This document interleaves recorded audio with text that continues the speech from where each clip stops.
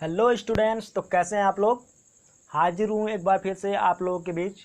मैं आज भौतिक विज्ञान की क्लास लेकर के, जो कि कक्षा 10वीं का भौतिक विज्ञान है, जो कि क्या है, बहुत ही इम्पोर्टेंट है। अब आप लोग सोच रहे होंगे कि अब इस सर जी तो कहते हैं कि हर चीज़ इम्पोर्टेंट है, तो अब इम्पोर्टेंट है तो इम्पोर्टेंट कहना पड़ेगा, ये क्या करें, इम्पोर्टेंट है तो इम्पोर्टेंट है। ठीक है, तो आइए शुरू करते हैं। कक्षा 10वीं का भौतिक विज्ञान लेसन नंबर 1 का सेकंड वीडियो है ये, जिसमें हम लोग पढ़ेंगे गोलीय दर्पण के बारे में।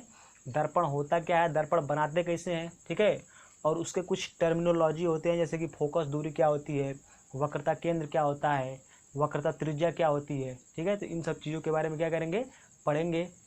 ठीक है, तो आइए शुरू करते हैं। सबसे पहली बात कि दर्पण क्या है। दर्पण, मिरर अंग्रेजी में बोलते हैं MIRROR।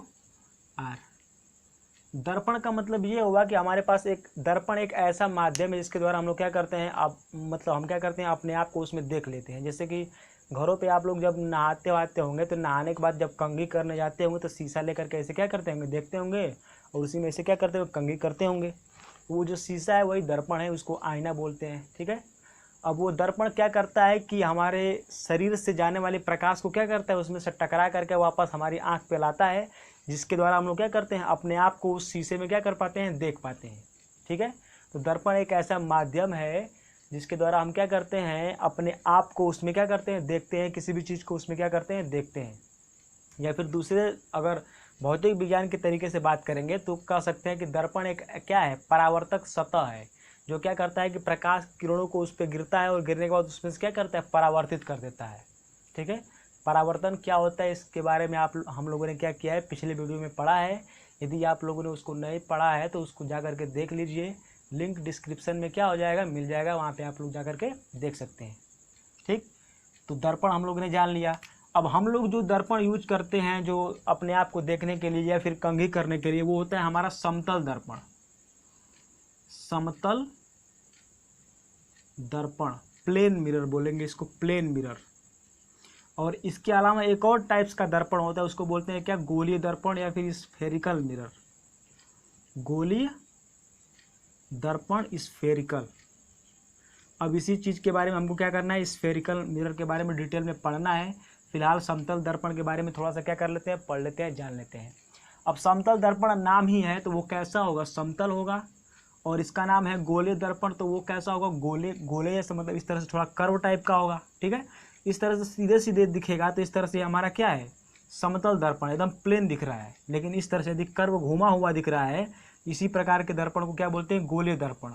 अब ये गोलीय दर्पण ऐसे भी हो सकता है, ऐसे भी हो सकता है, बहुत कम ऐसे भी हो सकता है, हल्का सा कर्व रहेगा इसमें। ठीक है, तो ये सब के सब हमारे क्या हो गए, गोलीय दर्पण के एग्जाम्पल हो गया। और ये हमारा क्या हो गया, प्लेन मिरर या फिर समतल दर्पण। अब समतल दर्पण में हम एक समतल दर्पण की कुछ विशेषता यह है कि इसमें जो प्रतिबिंब बनता है, प्रतिबिंब कहने का मतलब यह है कि इसके सामने कोई वस्तु रखेंगे, यहाँ पे ये हमारा क्या, इस तरह से हमने क्या रख दिया यहाँ पे, इस तरह से कोई वस्तु है, आदमी खड़ा कर दिया हमें यहाँ पे। ठीक है, ये क्या है, आदमी है, इस तरह से खड़ा कर देंगे। अब इसको जब क्या करेंगे, शीशे में जब इसका प्रकाश इसमें से टकरा करके जब इसमें जाएगा तो इसका इमेज क्या होगा, शीशा इसका जो प्रतिबिंब होगा वो शीशे के अंदर बनेगा, इस यहाँ पे। तो यहाँ पे एक इसको कैसे दिखाया जाए, इसके अंदर कैसे दिखाया जाए, सपोज कर लीजिए कि इसका जो इमेज होगा वो क्या करेगा, यहाँ पे आकर के बनेगा। इस तरह से यहाँ पे क्या करते हैं, थोड़ा सा पॉलिश कर देते हैं। अब मेन बात यह है कि शीशा बनाते कैसे हैं। अब शीशा बनाने के लिए क्या करेंगे, हम लोग ले लेंगे एक ठो आता है पारदर्शी कांच। ठीक है, पारदर्शी कांच का मतलब यह होगा कि उसके अंदर से जो प्रकाश होगा आर पार क्या हो जाएगा, चला जाएगा, तो वो परावर्तन नहीं कर पाएगा। अब हमको क्या करना है कि उसको कुछ ऐसा बना देना है कि वो क्या करे, प्रकाश का परावर्तन करने लगे। प्रकाश का परावर्तन का मतलब क्या, उसमें से प्रकाश जाएगा, टकराएगा, और टकरा के वापस मुड़ जाएगा किसी दूसरे वे में। ठीक है, तो ये हमारा क्या है, समतल दर्पण हो गया, समतल कांच का शीशा हो गया, टुकड़ा हो गया। अब इस कांच के शीशे में क्या करेंगे, इसके किसी भी एक तरफ में क्या कर देना है, चांदी से पॉलिश कर देना है। इसके एक तरफ में क्या कर दे, चांदी से पॉलिश कर दीजिए। और चांदी से पॉलिश करने के बाद इसके ऊपर कोई दूसरा पेंट लगा दीजिए, जैसे कि कोई दूसरे कलर का लगा दीजिए पेंट, इस तरह से। ठीक है, तो जब कोई दूसरे कलर का पेंट लगा के इस तरह से तैयार कर देंगे, सुखा देंगे इसको, तो इस तरह से हमारा ये क्या बन जाएगा, मिरर बन जाएगा, आईना बन जाएगा। तो इसको हम लोग क्या बोलेंगे, प्लेन मिरर या फिर समतल दर्पण। ठीक है, अब समतल दर्पण की विशेषता की बात करते हैं तो समतल दर्पण में जो ये हमारा वस्तु है, ठीक है। समतल दर्पण इसके अंदर जो बनेगा वो क्या, प्रतिबिंब बनेगा, प्रतिबिंब, प्रतिबिंब, या फिर इसको बोलते हैं क्या, इमेज, इमेज बनेगा इसका, ठीक है। तो वस्तु का जो प्रतिबिंब बनता है वो क्या होता है, वस्तु के बराबर बनता है, वस्तु के बराबर आकार का बनेगा, किसमें, प्लेन दर्पण में, प्लेन मिरर में, समतल दर्पण में, ठीक है, वस्तु के बराबर बनेगा, ठीक है। और क्या बनता है, सीधा बनता है, सीधा, सीधा का मतलब ये होगा कि अगर सीधा खड़ा है तो लड़का भी इसमें सीधा दिखेगा। अब ये नहीं कि इसका पैर ऊपर हो जाएगा, सर नीचे हो जाएगा, ऐसा कुछ नहीं दिखेगा, ठीक है। और एक क्या होता है कि आभासी, आभासी का मतलब ये होगा कि इसके अंदर जो इसका इमेज बनेगा उसको हम सिर्फ इमेजिन कर सकते हैं, सिर्फ आभास कर सकते हैं, रियल में उसको क्या कर सकते हैं, जा करके टच नहीं कर सकते, या फिर उसको गले नहीं लगा सकते, या उसको पकड़ नहीं सकते हैं, ठीक है। ये हमारा रियल चीज़ है, ये वास्तविक है, इसको पकड़ लेंगे, इसको क्या करेंगे, मारेंगे, पीटेंगे, कुछ भी कर सकते हैं इसके साथ, लेकिन इसका जो इमेज यहाँ पे बना है उसके साथ हम लोग कुछ नहीं कर पाएंगे, वो सिर्फ देख सकते हैं उसको, और कुछ कर नहीं पाएंगे उसको। यदि इसको मारने का प्रयास करेंगे तो ये हमारा क्या हो जाएगा, कांच टूट जाएगा, शीशा दर्पण टूट जाएगा, लेकिन इसके इमेज को कोई प्रभावित नहीं कर पाएंगे, ठीक है। तो इसीलिए हमारा इमेज कैसा बन जाएगा, आभासी, सिर्फ इमेजिन करने वाला, आभास कर सकते हैं उसको, ठीक है। तो इस तरह से हम इसको समझ लिए, याद कर लीजिए। समतल दर्पण में क्या होता है, प्रतिबिंब कैसा बनता है, वस्तु के बराबर बनेगा, सीधा बनेगा, और कैसा बनेगा, आभासी, ठीक। अब बात करते हैं थोड़ा सा गोलीय दर्पण के बारे में। अब गोलीय दर्पण जो है वो कैसा होगा, गोल होगा, नाम ही है इसका गोलीय, तो कैसा होगा, थोड़ा सा गोल होगा, थोड़ा सा कर्व टाइप का होगा। तो ऐसा दर्पण जिसका परावर्तक पृष्ठ कैसा होता है, गोलीय होता है, उसे हम लोग क्या कहते हैं, गोलीय दर्पण कहते हैं। ऐसा दर्पण जिसका परावर्तक पृष्ठ कैसा होता है, गोलीय होता है, उसको क्या बोलते हैं, गोलीय दर्पण। अब गोलीय होने का मतलब ये कि एकदम से गोल एकदम ऐसे नहीं रहेगा, एकदम से ऐसे गोल कर देंगे तो फिर इसमें से देखेंगे कहाँ से, प्रकाश का परावर्तन होगा कहाँ से, ठीक है। तो इस तरह से गोलीय दर्पण का मतलब ये है कि सिर्फ गोलीय होगा, पूरा गोल नहीं होगा, ठीक। अब गोलीय दर्पण हमको क्या करना है, बनाना है। तो गोलीय दर्पण बनाने के लिए क्या करते हैं कि कांच का एक गोला लेते हैं, इसे स्फेरिकल कांच, ये हमने क्या ले लिया, स्फेरिकल कांच ले लिया। अब इस स्फेरिकल कांच को क्या कर देंगे, किसी भी जगह से पार्ट से कट कर देंगे। यहाँ से हमने इसको क्या कर दिया, कट कर दिया। जब यहाँ से कट करेंगे तो ये वाला पार्ट हमारा क्या हो गया, इसको अलग कर देंगे, इसको हमने क्या कर दिया, अलग कर दिया। इस तरह से हमारा जो ये वाला पार्ट बचा है, ये वाला पार्ट, ठीक है। तो यही हमारा क्या, गोलीय भाग मिल गया इसका। अब इसी गोलीय भाग के किसी, इसके पास दो पृष्ठ हो गया ना, एक ये ऊपर वाला पृष्ठ हो गया, एक ऊपर वाला पृष्ठ हो गया, और ये क्या हो गया, अंदर वाला पृष्ठ हो गया, दो पृष्ठ हो गए। अब इन्हीं दोनों पृष्ठों में से क्या करते हैं, क्या कर सकते हैं, किसी भी एक पृष्ठ को क्या कर देंगे, चांदी से पॉलिश करके उसको क्या कर देंगे, पेंट करके सुखा देंगे। जब किसी एक को सुखा देंगे तो इसके बाद हमारा ये क्या बन जाएगा, तब जाके लास्ट में हमारा क्या बन जाएगा, दर्पण बन जाएगा। वो भी कैसा दर्पण बनेगा, गोलीय दर्पण। क्यों गोलीय दर्पण है ये, क्योंकि इसका जो परावर्तक पृष्ठ है वो क्या है, गोलीय है, ठीक है। तो ऐसा दर्पण जिसका परावर्तक पृष्ठ कैसा होता है, गोलीय होता है, उसे हम लोग क्या कहते हैं, गोलीय दर्पण या फिर स्फेरिकल मिरर के नाम से जानते हैं। अब जो स्फेरिकल मिरर हैं वो दो प्रकार के हैं। There are two types of spherical mirror, पढ़ा होगा आप लोगों ने। पहला होता है हमारा कौन सा, उत्तल दर्पण, उत्तल दर्पण, ठीक है। और दूसरा होता है अवतल दर्पण, अवतल दर्पण, इसको बोलते हैं कॉन्वेक्स, कॉन्वेक्स मिरर।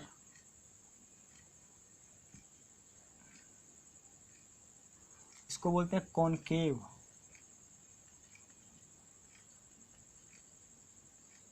ठीक है।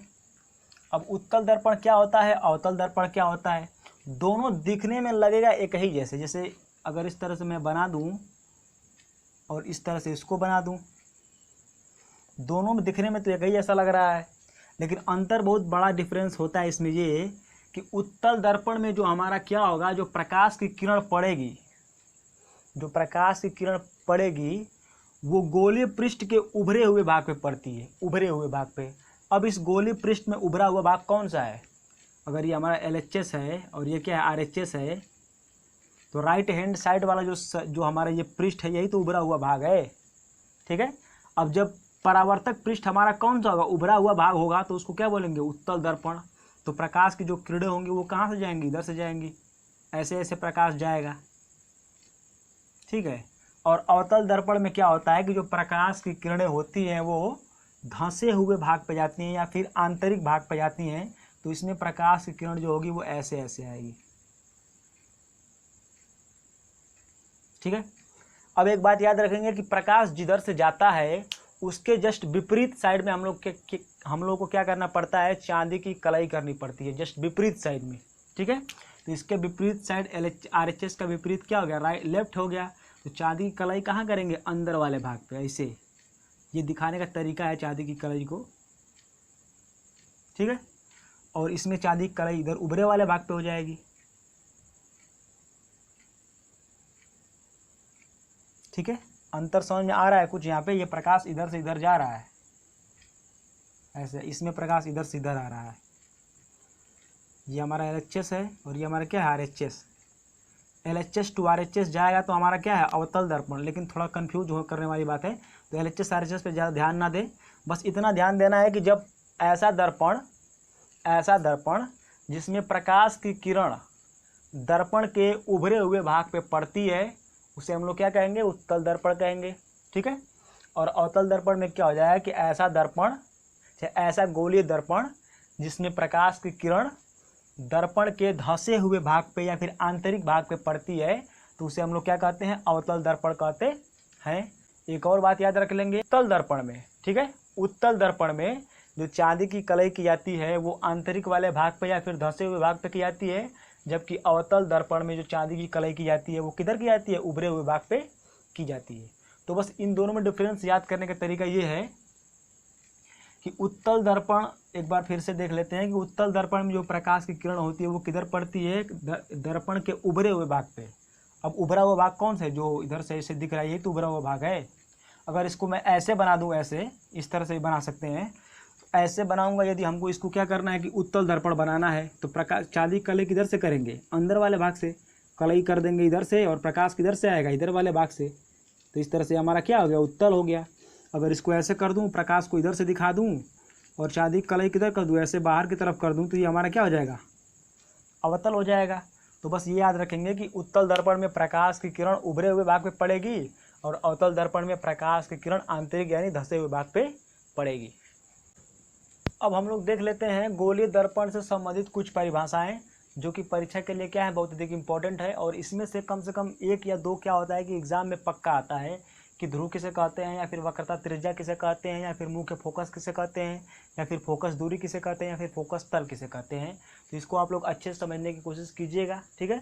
और मैं आप लोग क्या करता हूँ, इसको अच्छे से समझाने का कोशिश करता हूँ। पहला टॉपिक हम लोग का क्या है, ध्रुव पोल, ठीक है। तो हमने क्या पढ़ा है कि कोई भी हमारा जो दर्पण होगा वो एक गोलीय दर्पण कुछ इस प्रकार से होगा, ठीक है। अब इस गोलीय दर्पण जो इस प्रकार से होगा, तो इस गोलीय दर्पण का ये क्या है, परावर्तक पृष्ठ है। ये क्या है, परावर्तक पृष्ठ। इसकी कुछ न कुछ लेंथ होगी, कुछ न कुछ लंबाई होगी। तो इसमें ध्रुव होगा कहाँ पे, तो गोलीय दर्पण के परावर्तक पृष्ठ का जो सेंटर होता है या फिर जो मध्य बिंदु होता है वही क्या कहलाता है, ध्रुव कहलाता है। अब ये हमारा पास क्या है, परावर्तक पृष्ठ। इस सही से थोड़ा बनाते हैं इसको। ये हमारा परावर्तक पृष्ठ हो गया। तो इसका सेंटर लेंगे यहाँ पे, तो यहाँ पे सेंटर कहीं ना कहीं मध्य बिंदु यहाँ पे होगा ना इसे, तो यही इसका जो मध्य बिंदु है यही हमारा क्या है, यही हमारा क्या है, ध्रुव है, ध्रुव। और इसको हम लोग क्या करते हैं, पी से दिखाते हैं। पी मतलब पोल होता है, इसको कैसे दिखाते हैं, पी से। तो याद रखेंगे कि किसी भी गोलीय दर्पण के परावर्तक पृष्ठ का जो मध्य बिंदु होता है वो क्या कहलाता है, ध्रुव कहलाता है, ठीक है। एक बार फिर से देख लेंगे कि किसी भी गोलीय दर्पण का, चाहे वो उत्तल दर्पण हो चाहे अवतल दर्पण हो, सब में हमारा जो सेंटर वाला पार्ट क्या कहलाएगा, ध्रुव कहलाएगा। तो किसी भी गोलीय दर्पण का परावर्तक पृष्ठ का जो हमारा मध्य बिंदु होगा वो क्या कहलाएगा, ध्रुव कहलाएगा या फिर पोल कहलाएगा, ठीक है। ये हो गया हम लोगों का। दूसरा हम लोगों को देखना है वक्रता केंद्र क्या होता है, वक्रता केंद्र। ये वक्रता केंद्र थोड़ा सा बहुत कंफ्यूज करता है, तो इसको थोड़ा अच्छे से देखेंगे। अभी हमारा मान लीजिए कि गोलीय दर्पण का ये क्या है, परावर्तक पृष्ठ है। अब ये गोलीय दर्पण का परावर्तक पृष्ठ है, तो ये किसी न किसी गोलीय वृत्त से ही तो बनाया गया, काटा गया होगा इसको। ये कहाँ से आया होगा, कोई इसके पहले क्या रहा होगा, ये गोलीय स्फेरिकल या फिर रहा मतलब कांच का इस तरह से पहले गोला रहा होगा ना इसे, ये कांच का पहले क्या रहा होगा, गोला रहा होगा। अब इसी कांच के गोले में से क्या किया गया, यहाँ से और यहाँ से काट करके इसको क्या किया गया है, गोले को गोलीय दर्पण को बनाया गया है। ठीक है, तो यह गोलीय दर्पण जिस खोखले कांच के गोले से बनाया गया है उसका जो केंद्र होता है, इसका वृत्त है तो इसका कहीं ना कहीं केंद्र होगा। ठीक है, गोलीय दर्पण जिस खोखले कांच के गोले से बनाया गया है उस गोले का जो केंद्र होता है वो क्या कहलाता है, वक्रता केंद्र कहलाता है, सेंटर ऑफ कर्वेचर कहलाता है। एक बार फिर से देखेंगे, ये जो हमारा गोलीय दर्पण तो सिर्फ यहाँ से लेकर के यहाँ तक है, ये यहाँ से लेकर के यहाँ तक है। अब ये वाला पार्ट कहाँ से आया है, तो सबसे पहले ये गोलीय दर्पण क्या रहा होगा, एक कांच का गोला रहा होगा। अब इसी कांच के गोले में से क्या किया गया, इसको काट करके बनाया गया है। ठीक है, तो गोलीय दर्पण जिस कांच के गोले में से काट करके बनाया गया है उस गोले का जो केंद्र होता है वो क्या कहलाता है, वक्रता केंद्र कहलाता है। तो इसको यदि मैं यहाँ से हटा दूँ ऐसे, तो इसका वक्रता केंद्र मुझे लग रहा है कि आप लोगों को समझ में आ गया होगा। तो इस तरह से ये हमारा क्या है, इस तरह से ये हमारा गोलीय दर्पण हो गया। चल नहीं रहा ये, चल जा भैया चल जा, गोलीय दर्पण हो गया ये। ठीक है, अब इस गोलीय दर्पण का ये क्या हो गया, हमारा वक्रता केंद्र हो गया। और इसको किससे दिखाएंगे, सी से, इसको किससे दिखाएंगे, सी से। और इसको क्या बोलते हैं, सेंटर ऑफ कर्वेचर। एक बार फिर से देखते हैं कि गोलीय दर्पण जिस खोखले गोले से काटा गया है उसका जो केंद्र होता है वो क्या कहलाता है, वक्रता केंद्र कहलाता है, सेंटर ऑफ कर्वेचर कहलाता है। ठीक, अब बात करते हैं वक्रता त्रिज्या की। तो ये त्रिज्या है और त्रिज्या क्या होती है, लेंथ होती है, लंबाई होती है। तो एक बात आप लोग याद रखेंगे कि दर्पण में किसी भी लंबाई को जो मापते हैं वो हमेशा ध्रुव से मापते हैं। कहाँ से, ध्रुव से। ठीक है, अब ये वक्रता त्रिज्या है। अब तो ध्रुव से लेकर के और वक्रता केंद्र के बीच की जो डिस्टेंस होगी वही क्या कहलाएगी, वक्रता त्रिज्या कहलाएगी। यहाँ पे हमारा क्या था, पी मतलब क्या, पोल। ठीक है, तो ये हमारा पोल से लेकर के और यहाँ हमारा क्या हो गया, ये वक्रता केंद्र हो गया। ये वक्रता केंद्र है और ये ध्रुव है। तो पोल से लेकर के वक्रता केंद्र के बीच की जो डिस्टेंस है वो हमारी क्या कहलाएगी, वक्रता त्रिज्या, रेडियस ऑफ कर्वेचर। इसको कैपिटल आर से दिखाते हैं, याद रखेंगे इसको। ठीक है, तो हम लोगों ने तीन चीज समझ लिया, ध्रुव क्या होता है, वक्रता केंद्र क्या होता है और वक्रता त्रिज्या क्या होती है। तो ध्रुव किसे कहेंगे, गोलीय दर्पण का जो परावर्तक पृष्ठ है उस परावर्तक पृष्ठ का जो मध्य बिंदु होता है वो क्या कहलाता है, ध्रुव कहलाता है। वक्रता केंद्र क्या है, तो गोलीय दर्पण जिस खोखले गोले से काट करके बनाया गया है उस गोले का जो केंद्र होता है वही केंद्र क्या कहलाता है, वक्रता केंद्र कहलाता है। वक्रता त्रिज्या किसे कहेंगे, तो दर्पण के ध्रुव से लेकर के वक्रता त्रिज्या के बीच, वक्रता केंद्र के बीच की जो डिस्टेंस होती है वो क्या कहलाती है, वक्रता त्रिज्या कहलाती है। और वक्रता त्रिज्या को किससे दिखाते हैं, कैपिटल आर से। अगला टर्म है हम लोगों का मुख्य अक्ष। तो मुख्य अक्ष क्या कहलाएगा, तो ध्रुव से लेकर के और ध्रुव और वक्रता केंद्र को मिलाने वाली जो रेखा होती है वही रेखा क्या कहलाती है, मुख्य अक्ष के नाम से जानी जाती है। तो आप लोग सोच रहे होंगे कि ये तो सी से लेकर के पी के बीच की जो डिस्टेंस है उसको हम लोगों ने क्या नाम दिया, वक्रता त्रिज्या नाम दिया है। अब इसी को फिर से क्या बोल रहे हैं, मुख्य अक्ष बोल रहे हैं। तो वक्रता त्रिज्या जो है वो पी से लेकर के सी तक की डिस्टेंस है। लेकिन अगर इसको और अधिक लंबाई तक बढ़ा देंगे, इस तरह से फुल लेंथ तक बढ़ा देंगे तो एक सीधी रेखा मिलेगी ना हमको इस तरह से। इस पूरी लेंथ वाली लंबाई को ही क्या बोलेंगे, मुख्य एक्सिस बोलेंगे, मुख्य अक्ष बोलेंगे।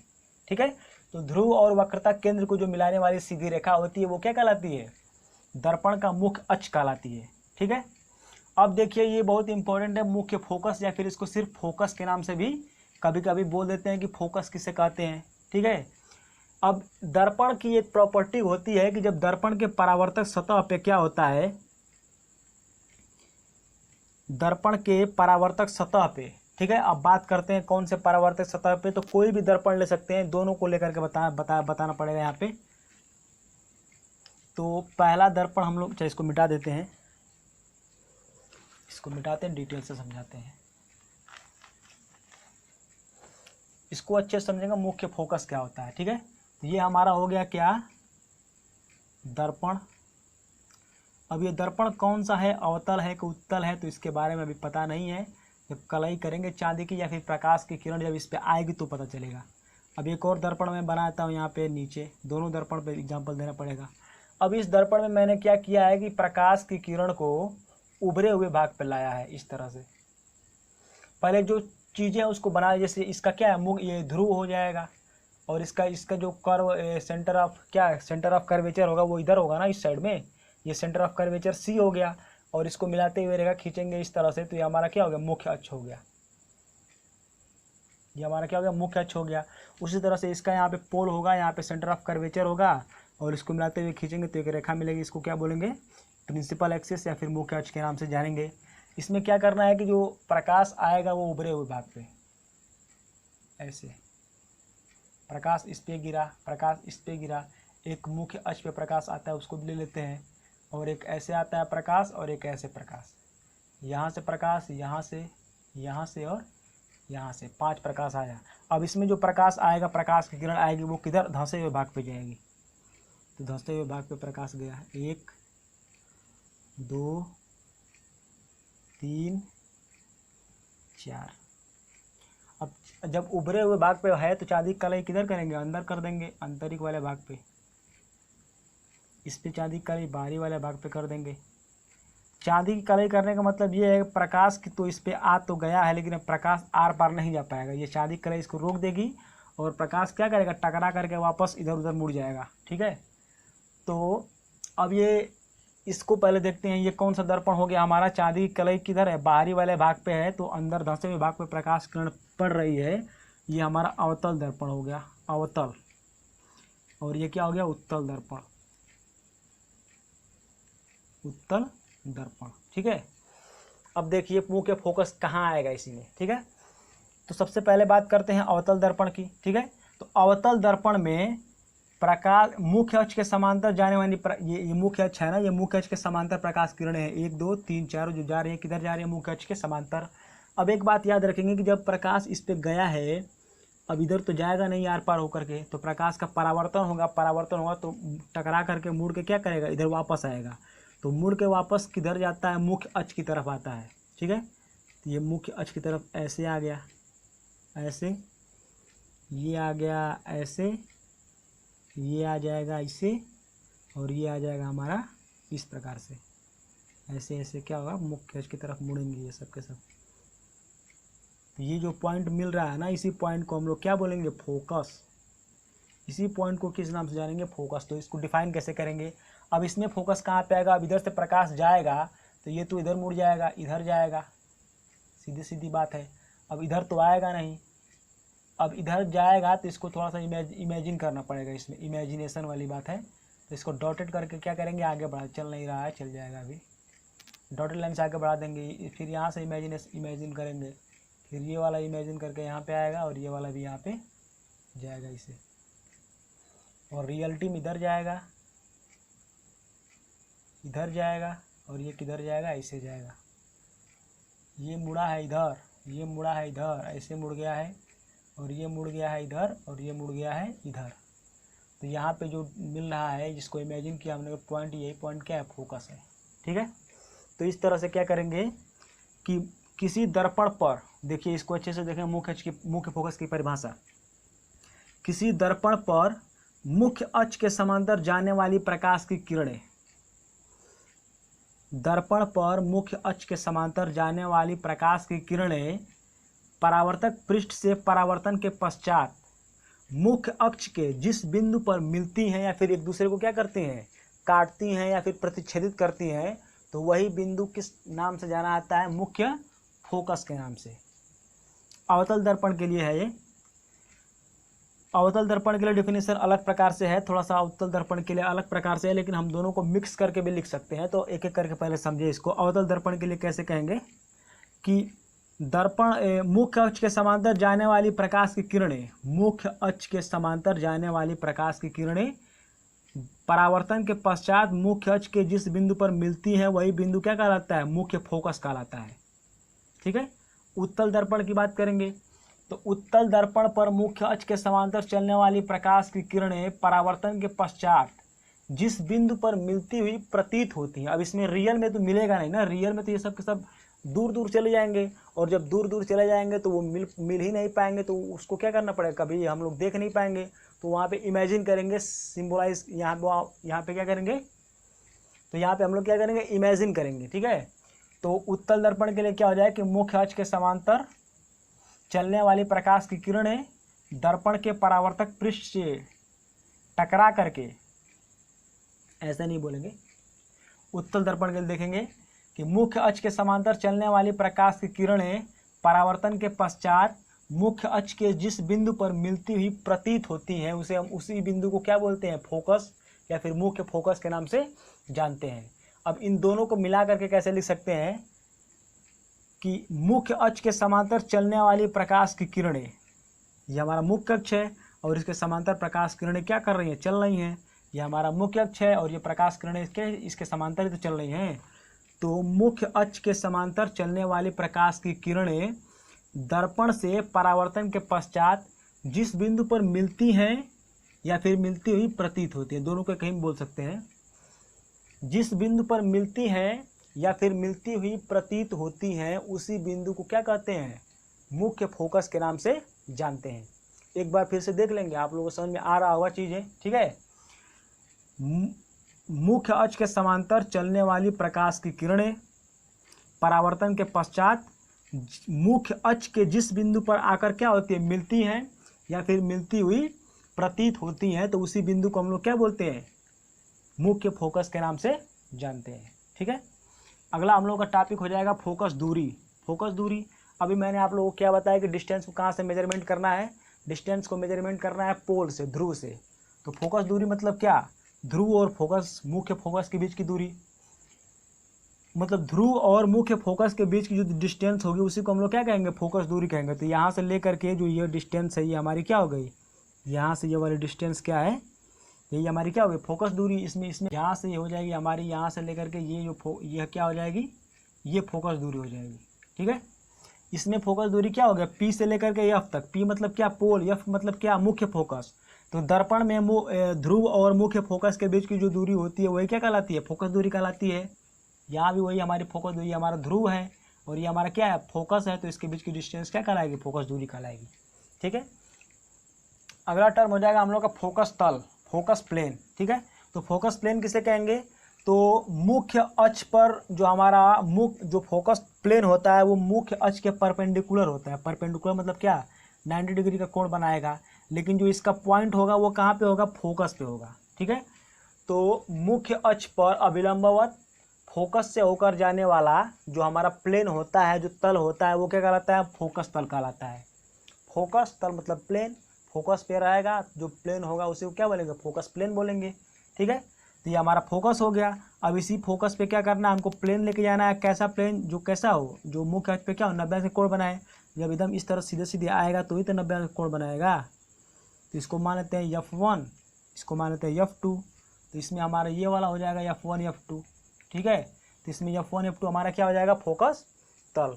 तो फोकस तल किसे कहेंगे, मुख्य अक्ष पर अभिलंबवत तथा मुख्य अक्ष से होकर के जाने वाला जो प्लेन होता है, जो तल होता है, वही तल क्या कहलाता है, फोकस तल के नाम से जाना जाता है। ठीक है, तो इस तरह से हम लोगों ने क्या पढ़ लिया, गोलीय दर्पण के संबंध में जो महत्वपूर्ण परिभाषाएं थी, जो परीक्षा में आने की संभावनाएं होती हैं 2 नंबर में, 3 नंबर में, बहुत इंपॉर्टेंट है ये। तो हम लोगों ने इसके बारे में क्या कर लिया, पढ़ लिया। उम्मीद करता हूँ कि आप लोग को अच्छे से समझ में आया होगा। देखने के लिए वीडियो को बहुत बहुत धन्यवाद। यदि वीडियो अच्छा लगा है तो वीडियो को क्या कर लीजिए, लाइक कर लीजिए। सब्सक्राइब नहीं किए हैं तो सब्सक्राइब कर लीजिए और बेल आइकन को भी क्या कर लीजिए, ऑन कर लीजिए, ताकि हमारे आने वाले वीडियो की नोटिफिकेशन आप लोगों को सबसे पहले मिले और आप लोग क्या कर रहे हैं, अपनी पढ़ाई को कंटिन्यू कर सकें।